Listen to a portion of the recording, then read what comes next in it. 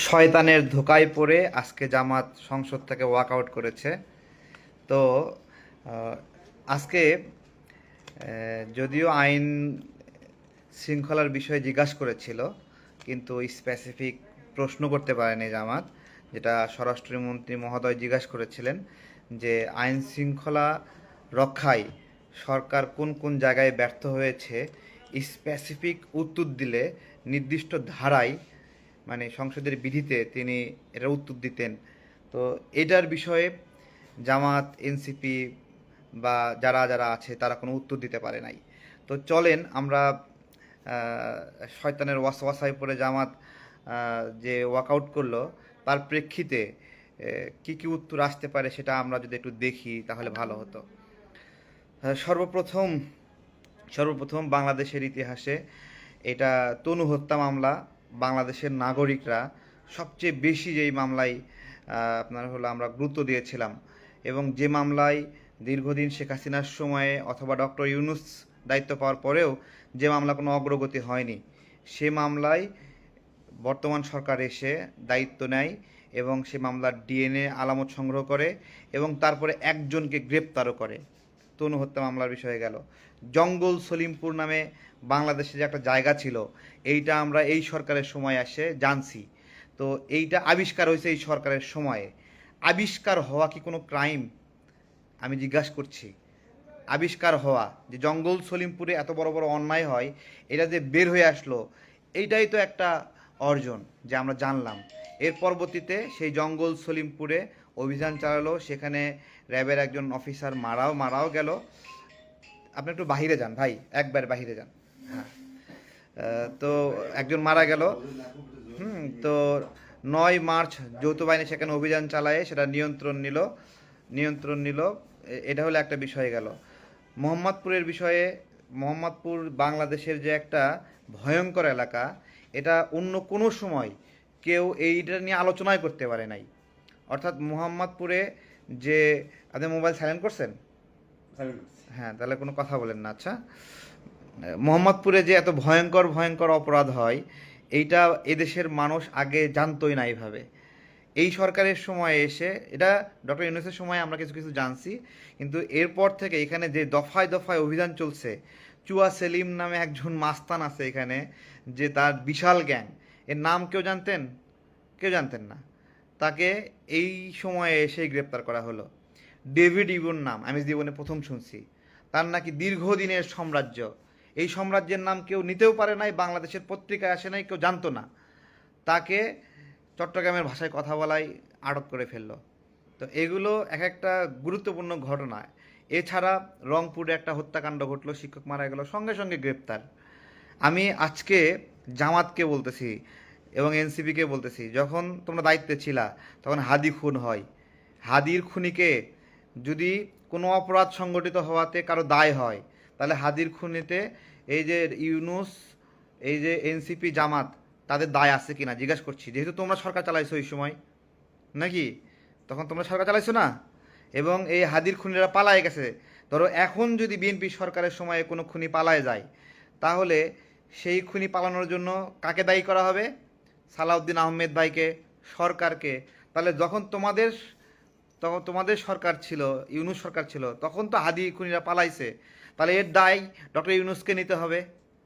আরও স্পষ্ট করে বলি যে হাদি হত্যার ঘটনায় ইনকিলাব মঞ্চকে ডিবি অফিসে নিয়ে জিজ্ঞাসাবাদ করার প্রয়োজন আছে কিনা? মাইন্ড করবেন? মাইন্ড করলে করেন, সমস্যা নাই। জিজ্ঞাসাবাদের প্রয়োজন আছে কিনা কেন বলতেছি? এই হাদির খুনিদেরকে কেউ না কেউ ইনকিলাব মঞ্চে নিয়ে আসছে, এবং তারা ইনকিলাব মঞ্চের একসঙ্গে ওঠা বসা করছে, একসাথে খাইছে, এবং তারা টাকা পয়সা নিছে।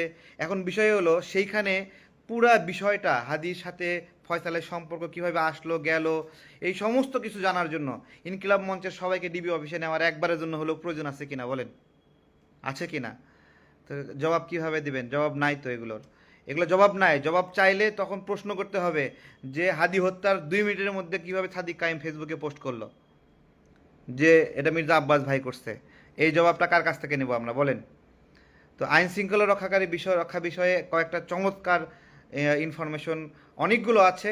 তার মধ্যে একটা তথ্য আমি জাস্ট একটু করি। রামিসা হত্যা মামলা কয়দিনের মাধ্যমে দিছে? এটা নিয়ে যদিও জামাতের আমির গুজব ছড়াইছিল নাকি। নন্দিনা হত্যা কতদিনের এই সরকারের সময় রায় হয়েছে। নুসরাত জাহান হত্যা মামলা দীর্ঘদিন ধরে ঝুলে আছে, আল্লাহর নামে ঝুলে আছে, এটা আয়োজনে বিচার হয় না এই সরকারের সময় এই দেশ। লেফটেন্যান্ট তানজিম সারোয়ার নির্জন হত্যার মামলা দীর্ঘদিন ধরে ঝুলে আছে, এই সরকারের সময় এসে 20 মে 2026 এসে সেটা তথ্য দিল। স্কুল ছাত্রী তাসনিয়া হত্যা এই সরকারের 29 এপ্রিলে এসে মামলার রায় দিল। ঠিক আছে, এই সময় এই সরকারে এসে যতগুলো মামলার রায় হয়েছে গত 10 বছরে এতগুলো মামলার রায় হয়নি। ঠিক আছে, এই যে আমি বলি 62,673টি পুরানো মামলা নিষ্পত্তি হয়েছে এই সরকারের সময় এসে। 62,000, আমি চ্যালেঞ্জ করতেছি 10 বছরে এত মামলা নিষ্পত্তি হয়নি। কেউ কেউ জবাব দিতে পারবে না তো। এবার আসেন আরও কিছু। ঠিক আছে, এগুলো নিয়ে তো আলোচনা হতে পারতো।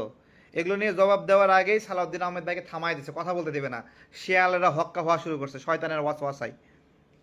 তথ্যগুলো তো জানা দরকার বাংলাদেশের মানুষ, সেগুলো প্রকাশ করে জানার সুযোগ দিচ্ছে না। ঠিক আছে, এই বিশেষ অভিযানে 53,518 জন গ্রেপ্তার হয়েছে।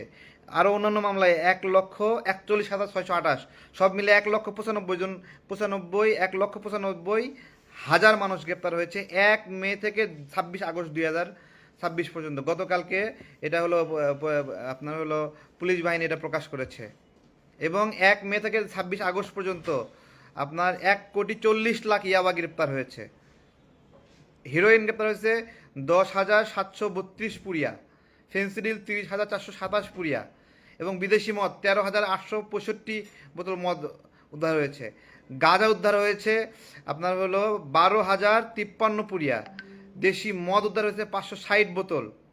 গত কয়েকদিন আগে আমরা দেখলাম যে বিজিবি বিশাল বড় মানে বুলডোজার নিয়ে অসংখ্য পরিমাণ মাদক ধ্বংস করলো। ঠিক আছে, এত বড় বড় অভিযান কবে দেখছেন আপনারা? এবং এবার আসেন, পিস্তল ঠুসঠাস করবে যে 153টা পিস্তল, বন্দুক 108টা, শুটার গান 48টা, এলজি আপনার হলো 45টা, রিভলভার 26টা। এখন অস্ত্রগুলো একসঙ্গে যদি রাখেন, রেখে ছবি তুললে বলবে যে বিএনপির আমলে অস্ত্রবাদী চলতেছে। বাস্তবে তো সেগুলো উদ্ধার হওয়া। আপনি নেগেটিভলি পজিটিভলি দুইভাবে দেখতে পারেন, আপনার ইচ্ছা ধরতেছে এগুলারে। ঠিক আছে, স্বরাষ্ট্রমন্ত্রী চ্যালেঞ্জ করছে আজকে, মন্ত্রী মহোদয় চ্যালেঞ্জ করছে যে আজকে তারা চ্যালেঞ্জ করছে যে আপনারা স্পেসিফিক একটা ইনফরমেশন দেন যে কোন ঘটনায় সরকার ব্যবস্থা নেয়নি, কোন ঘটনায় আসামি পালায়ে গেছে।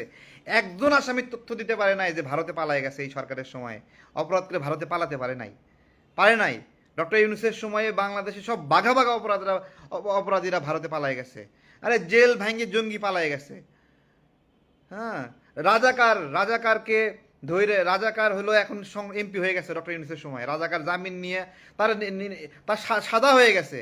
সেই রাজাকার আপনার হলো নির্বাচন করার কথা না, একটা ব্যক্তি সাদা হয়ে গেছে, সে নির্বাচন, তার সাজা মাফ করছে, তাকে এমপি বানায় পুরস্কৃত পর্যন্ত করছে না। তো এগুলো তো একটা আইনের বিচারের পার্থক্য, যে কিভাবে আপনি দেখবেন। ঠিক আছে, কথা বলে তো মাইন্ড করবে। একদিকে এগুলো ন্যায় বিচারের জন্য লড়াই, আর অন্যায় বিচারের জন্য লড়াই করছে কে? জামাতে শিশির মনির, আবরার ফাহাদের খুনির আসামির পক্ষের আইনজীবী। রানা প্লাজার খুনি, এত মানে হাজার মানুষ মারা গেল, হাজার হাজার মানুষ পঙ্গু হলো, সেই খুনির আইনজীবী হলো এই শিশির মনির। নুসরাত হত্যা মামলার আইনজীবী হলো শিশির মনির। এগুলো কিভাবে বলবেন? আইন শৃঙ্খলা আপনার হলো পুলিশের অভিযোগ যে এইদিকে গ্রেপ্তার করে, ওইদিকে আদালত থেকে জামিন নিয়ে আসে। এতে শিশির মনিররা এগুলো জামিন করাচ্ছে। সুতরাং শয়তানের ওয়াসাই আল্লাহর রস্তে আপনারা এগুলো ওয়াকআউট এগুলো আর করেন না। করলে পচে যাবেন। এমনিতেও বিরোধী দল হিসেবে জামাতের কোনো দাম আছে কিনা 2 পয়সার, এটা বাংলাদেশের মানুষ জানে। ঠিক আছে, ওই আপনার হলো গোলাম পরোয়া গলা ফাড়ায় রক্ত বেরোবে গলা দিয়ে, তারপরেও বাংলাদেশের জন্য কোনো উপকার হবে না। তার গলা ফাটাকে কেউ 2 পয়সা দাম দেয় না। ওই চিল্লানি তার কাম হবে না, কারণ মানুষ রাজাকার এবং মুক্তিযোদ্ধা এই বিষয়গুলো পার্থক্য করে ফেলছে। দিল্লি না ঢাকা স্লোগান দিয়ে লাভ নাই, কারণ একটা পাকিস্তানের অনুসারী সে দিল্লি না ঢাকা স্লোগান দিলে তার নেতৃত্বে আন্দোলন হবে না। ব্যারিস্টার ফুয়াদ আর হলো শাহরিয়ার কবির, এরা যদি দিল্লি না ঢাকা স্লোগান দেয়, তাহলে ও তো পাকিস্তানের, তাহলে তো ও তো এই স্লোগান দেবেই। দিল্লি না ঢাকা স্লোগান দিতে হবে এদেশের সাধারণ মানুষের, দিল্লি না ঢাকা স্লোগান দিতে হবে লিবারাল একজন মানুষের। তখন মানুষ লিবারাল মানুষের তা এসে দাঁড়াবে, হয় আমিও বলি দিল্লি না ঢাকা। ঠিক আছে, পাকিস্তানের এক বীজ এসে দিল্লি না ঢাকা স্লোগান দিবে, ওই স্লোগানে ধার হবে না, ও চিল্লাইয়ে মরে গেলে ওর সাথে জনগণ আসবে না। ঠিক আছে, সীমান্ত হত্যা নিয়ে দুটো কথা বলে আইন শৃঙ্খলা রক্ষাকারী বাহিনী বিষয়ে। গতদিন জনগণের ধাওয়া খাইয়া বিএসএফ অস্ত্র ফালায় চলে গেছে, পরে দুঃখ প্রকাশ কইরা সে অস্ত্র ফেরত নিছে। এই হলো সীমান্তে বাংলাদেশের হ্যাডাম এই মুহূর্তে। কিসের জন্য? সরকারের হ্যাডাম আছে দেখে এই জন্য হ্যাডাম, স্বরাষ্ট্র মন্ত্রণালয়ে হ্যাডাম আছে দেখে এই জন্য হ্যাডাম। কিছুদিন আগেও ভারতীয় চোরাচালানকারীকে গুলি করছে বিজিবি, গত 17 বছরে গুলি করতে পারে নাই, এই সময় এসে গুলি করতে পারে কেন? কারণ ওই হ্যাডামার মধ্যে দেওয়া হয়েছে, এমনি এমনি না। বিজিবি সীমান্তে যে সাহসের সাথে চিল্লায় চিল্লায় কথা বলে বিএসএফের সঙ্গে, এমনি এমনি না, সরকারের ওখানে হ্যাডাম থাকতে হবে, তারপরে সে পারবে এটা, হাওয়ায় হাওয়ায় না। গত কয়েক মাসে সীমান্তে হত্যা তদন্ত করেন, ডক্টর ইউনূসের সময়ের চেয়ে যদি সীমান্ত হত্যা এখন না কমে থাকে, তাহলে রাজনীতি আমি করব না, চ্যালেঞ্জ করছি। গত 17 বছর হিসেবে বাদ দিলাম, ডক্টর ইউনূসের সময়ের চেয়ে সীমান্ত হত্যা উল্লেখযোগ্য হারে কমে আছে। ঠিক আছে, গালিগালাজ করতে পারবেন, কিন্তু জামাতের মধ্যে আমাদের পররাষ্ট্র প্রতিমন্ত্রী হুমায়ুন সাহেবের মতো একজন পাইবেন না, পাইবেন না। দেশপ্রেমিক বলতে এই হুমায়ুন সাহেবই, দেশপ্রেমিক বলতে এই খলিল সাহেব, তাকে এখন মানুষ দেশপ্রেমিক বলতেছে। ঠিক আছে, জামাতি হলে আমেরিকার কোলে গিয়ে বসে থাকতো, আমেরিকার কথার বাইরে কথা বলতো না। তো এগুলো এগুলো তো বুঝতে হবে, এগুলো বুঝতে হবে, এগুলো জানতে হবে। সুতরাং শয়তানের ওয়াসওয়াসা করে সংসদ ওয়াকআউট করবেন, আপনারা দেশ থেকে ওয়াকআউট হয়ে যাবেন। খুব সাধারণ হিসাব, সরাসরি হিসাব। ওইদিকে আওয়ামী লীগ আসার জন্য বসে আছে, বুঝতে পারছেন? আওয়ামী লীগ আসলে আপনার বিরোধী দল হবে না, ছাগলের 3 নাম্বার বাচ্চা হবেন, সেটা তখন দেখা যাবে। ঠিক আছে, আসবে কি না আসবে না তাও আমি জানি না, আসলে আসবে, না আসলে না আসবে, আমার কি। ঠিক আছে, যখন আওয়ামী লীগ যখন শক্তিশালী ছিল তখন আওয়ামী লীগের বিরুদ্ধে লড়াই করছি, যা হ্যাডাম দেখান লাগবে দেখাইছি, সর্বোচ্চ পরিমাণ দেখাইছি। ঠিক আছে, তো এই হলো বিষয়। তো যাই হোক, আইন শৃঙ্খলা বিষয়ে একটা আলোচনা করতেছিলাম, সর্বশেষ আলোচনা ওইটাই আমি বলি। বাংলাদেশে এই সময়ে এসে সবচেয়ে বেশি 55,730টি ফৌজদারি মামলা নিষ্পত্তি হয়েছে, 6,960টি রিট মামলা নিষ্পত্তি হয়েছে, এভাবে 62,637টি মামলা নিষ্পত্তি হয়েছে, যা বাংলাদেশের ইতিহাসে সর্বোচ্চ এবং স্মরণকালের। কিশোর গ্যাং বহু জায়গায় দেখছেন, কেউ কিছু কইতো না। ঠিক আছে, মব সৃষ্টি করতো, চাঁদাবাজি করতো কিন্তু ধরতো না। এই সময় এসে 50টি থানায় 118টি কিশোর গ্যাং নিরূপণ করা হয়েছে। এটা নিরূপণ করে জানানো হয়েছে রাষ্ট্রকে, জনগণকে জানানো হয়েছে যে এগুলো সমস্যা, এবং সেগুলো গ্রেপ্তারের ব্যবস্থা করা হয়েছে। 21 এপ্রিল 2019 ডিবির অভিযানে 4 জন সদস্য গ্রেপ্তার হয়। ভৈরালা, মাইরালা, কাইটালা, কত নামে কিশোর গ্যাংটা গ্রুপ খুলে বসছে, সব গ্রুপকে আইনের আওতায় নিয়ে আসতেছে, সব ঠান্ডা হচ্ছে আস্তে আস্তে। তো এটা হলো বিষয়। ভালো থাকবেন সবাই, ভালো থাকবেন। ঠিক আছে, আসসালামু আলাইকুম।